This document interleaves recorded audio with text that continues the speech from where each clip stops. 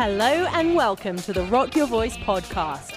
Vocal coaching tips that will transform your voice, interviews that will inspire, industry guidance, and so much more. Without further ado, let's get on with the show. Good morning and welcome to today's episode of the 12 Days of Vocal Magic. Thank you so much for following along. I hope you're enjoying this. Please do go ahead and like or subscribe to the podcast. It means a ton, and it also makes sure that other people like you are able to discover it more easily thanks to the old algorithm there. But without further ado, let's get on to talk about the role of mental health in vocal performance. Now, I did just already record a whole episode of this that was all very chill and very like, help you with your mental health. But then Adobe Audition decided to crash on me and didn't save any of my 30-minute podcast episodes. So now I'm in a little bit of a tizzy with my mental health.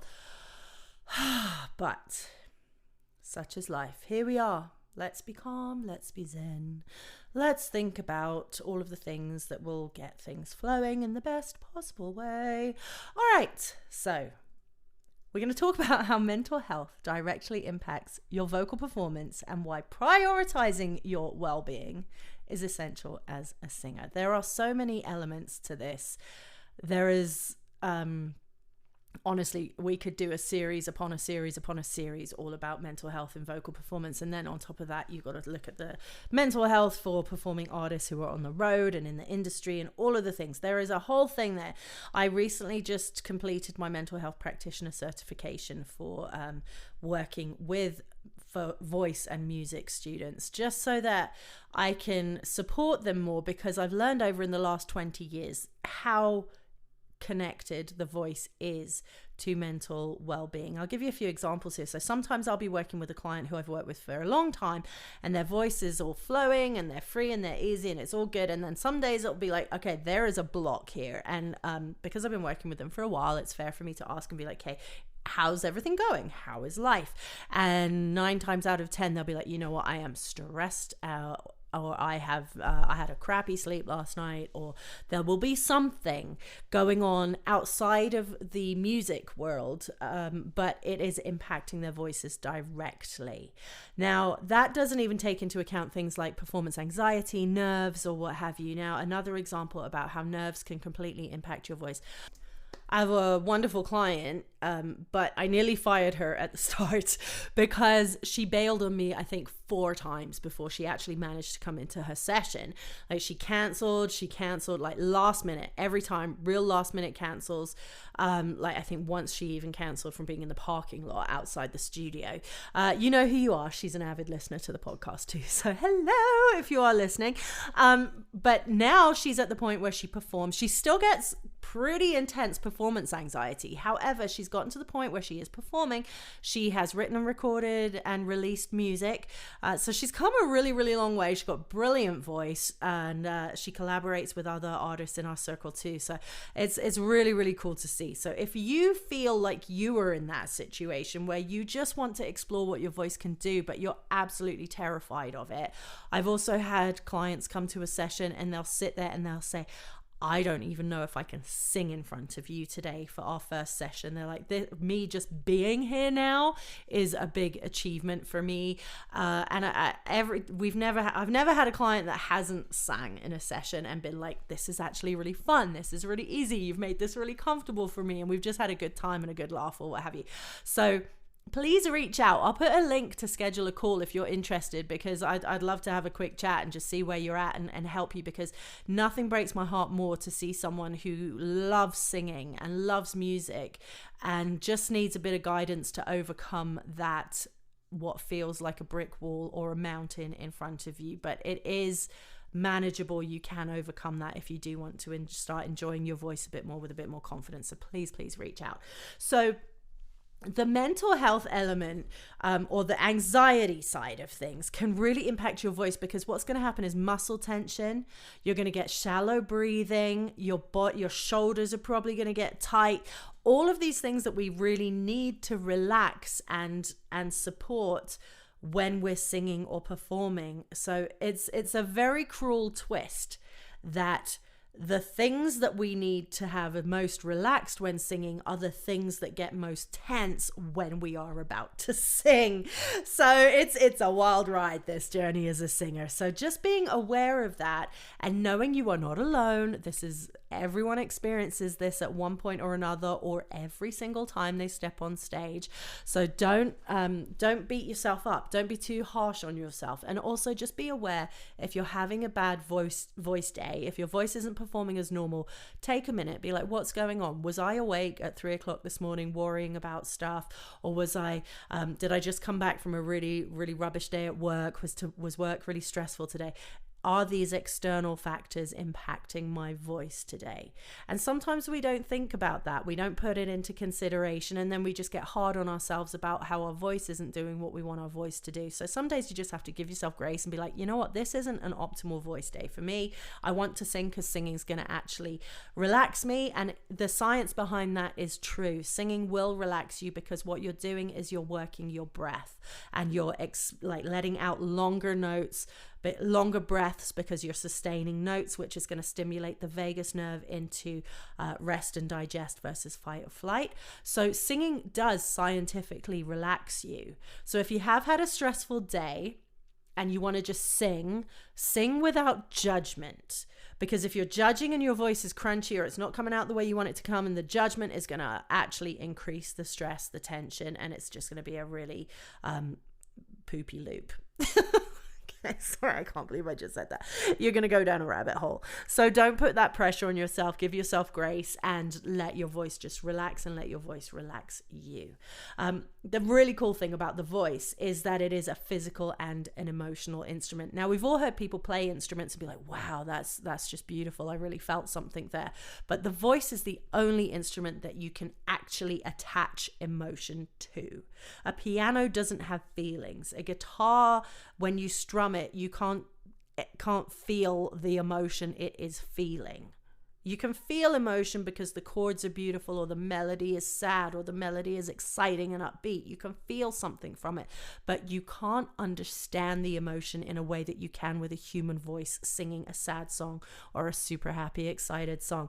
The voice is so unique like this. And what I've come to see in my 20-some years of coaching is the voice is also what I feel the final gatekeeper of emotion. So sometimes you can feel really blocked up in your throat, and that might be your voice is just holding something back. It's holding emotion back. And a lot of times we'll be singing and I'll be working with a client and they'll release something. They'll release the emotion, get into the emotion of the song and start crying. And that emotion will just flow, because the voice sometimes is the last protective mechanism to be like, nope, this is too vulnerable, this is too harsh. And it's also why when you're on stage and you get that performance anxiety, because it is a very vulnerable thing, you are sharing your emotion with your instrument, whether you like it or not. It's coming out. So that vulnerability, and there's just the connection to the mind, the voice, the body is just so incredible to me. And I'm really excited because early in the year, yes, I completed the mental health informed practitioner certification, but I'm really excited because in the spring I'm going on to do the neuroscience of the voice and also trauma informed voice practitioner certification, so that I can really support people who come to me. And when we do, which is really interesting, it does come up a lot. And the reason I want to do this study is because a lot of people find the voice coaching space when you're at a certain level, when, you know, obviously kids or what have you, we're not going to go there. But when I'm working with adults and they start to share their stories behind their voice or share what's going on in their life, I want to be able to support people and be like, you know what, I can understand now why your voice is performing out, why your voice is doing this, because of what you've just shared with me, and how to support that in the best possible way. I am just so fascinated and passionate about how the brain impacts what our instrument, aka our voice, does and how it performs. It's just like everything to me. I am obsessed with learning about this. So don't question yourself. There is 100% a connection with how you are feeling, what you've been going through, and how your voice reacts. Okay, so just really be mindful of that. Be kind to yourself. Also, when you're on stage, don't allow yourself to drift off and think about what other people are thinking about you. Fear of judgment can really add to that anxiety or stress. Now, what I found is really interesting. I don't know where I heard this, but it was like a Brené Brown or something, about the judgment side of things. Take note when you catch yourself, if you find yourself being judgy of something of other people, if you're maybe watching someone performing ooh, that was a bad note, or oh, I don't like that outfit they're wearing, or what was that person thinking, or blah, blah, blah, blah, blah. Because if you're a judgy person, you're more inclined to think that the room is filled with judgy people, or people are thinking the same kind of way that you're thinking. So try and catch yourself, and let's start shifting everything. And next time you find yourself judging, just switch it off, because it's not going to do anything. It's just in your head. You're not going to change anything. It's not constructive criticism. No one's hired you to help them pick their outfit or feel that they were crappy on stage. Just let it go. And support people. Switch that into support and encouragement, and be that person in the room. And then we're going to shift the number and percentage of judgy people in the world, because there will be one less, because you've caught yourself out and you're not going to do it. And then you're also going to be on stage and think everyone here is here to support me, because trust me, 99% of people in the room want to see you succeed. We talked a lot about this yesterday. So be the person that wants to see other people succeed. Switch off the minute, or catch yourself next time you're being judgy, because trust me, that's what you're going to fear the most when you're on stage. And if you can switch that perspective, it's going to really, really help you. And also cultivate self-compassion. Acknowledge that mistakes and imperfections are part of the learning process. Make it part of your performance. Be honest, be human, build connection with the audience about being a human person. People, of course, love watching a stellar performance. Someone goes up, they rock it, it's awesome.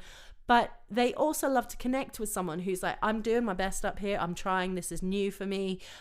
This is a song about something that I might feel a bit emotional about. And I wonder if you're going to connect to it. Share your stories. Share how you're feeling. Let your audience in on the journey. And that's going to build more connection as well. Now, managing all of this stuff, I'm such a big fan of breath work. I am going to put the links to, there's a couple of podcast episodes about breath work. I'll put the links in the show notes. Also, I highly recommend you check out my conversation with Ingela Onstad. She is phenomenal. She's a highly trained classical music performer and opera singer. She's also a psychologist, and she has combined these two high-level trainings to help people with performance anxiety, and she specializes in the psychology of performance anxiety as a high level performing musician herself. So it's really, really cool.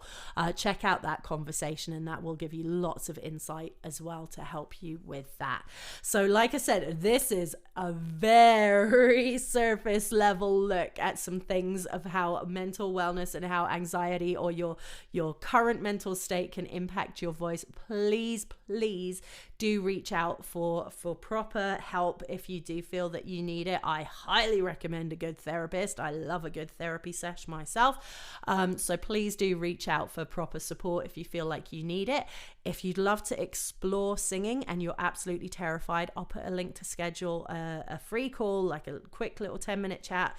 I'll put that down there, or you can email me anytime to let me know how you're feeling about your voice and your singing, because I would love to help anyone who wants to dig further into their voice and be able to free their voice and enjoy their voice to be able to do it. Let's make this the year that you're doing that. So I'll put links to communicate and chat with me about that, because don't lock it up. Don't hold it to yourself. If it's something that you want to share, let's allow you to share it. And by all means, there's no pressure to share it. If you just love singing around the house or singing to your pets or singing in the car, go for it. Enjoy it. Trust yourself. But be kind to yourself. If you're having a rough voice day, have a look. What are the external factors? There's also, I'll put a link to my voice health booklet too, if you're interested, because as well as the psychological, there's the physical. So sometimes if you've eaten something different, or you've eaten something at a different time, or the environment's different, a lot of AC, wintertime here in Calgary is awful for the voice. It's so dry. So there are many other elements too. But this was kind of a little very brief overview of some of the psychological things that can impact you. And like I said, it's cruel, it's unfair. The things that we need to happen as a singer, like be relaxed shoulders, free-flowing breath, nice and hydrated. The minute you step on stage, you've got a dry mouth, your shoulders are in your ears, you can barely breathe. and all those fun things happen. But it's mastering that that's part of the journey and part of the fun. So keep going, keep trying, trust yourself. You are not alone, and I am here to support you every step of the way. Have a great day, and I cannot wait to see you next time. And let's all keep our fingers crossed that my audio software has recorded this, because I really want you to hear it. Have a great day. I'll be back tomorrow. Thank you so much for joining me for the 12 days of vocal magic. Now, the new year is just around the corner, and with that, I have new vocal programs just for you. I'm super excited. The VIP program is kicking off again in January. I only open the doors to this twice a year, and VIP is all about voice, industry, and performance. Now, we've got the Emerging Artist program kicking off. It's 8 weeks of live training with me, and we cover things like songwriting, marketing, branding yourself as an artist, copyrights and royalties, registering, streaming, releasing new music, pitching for gigs, media prep, all of the things that you need to know as an independent emerging artist.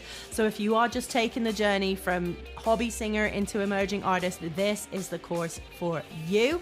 I will put the links in the show notes. Now, also, if you're just starting out, I have the beginner singer VIP course as well. That one is going to take you from the shower to the stage in no time. So whether you just want to learn how your voice works, how to get the best from your voice and have confidence in it, or if you do want to start doing things like open mics, getting on stage, singing karaoke with even more confidence, this is for you. As always, the weekly vocal workout you can jump in and join at any time, and I do have the High Performance Coaching Club, which also includes live training with me as well. You'll also get access to the entire weekly vocal workout back catalogue too. So check it all out. The links are below. Enjoy, and I'll see you again tomorrow.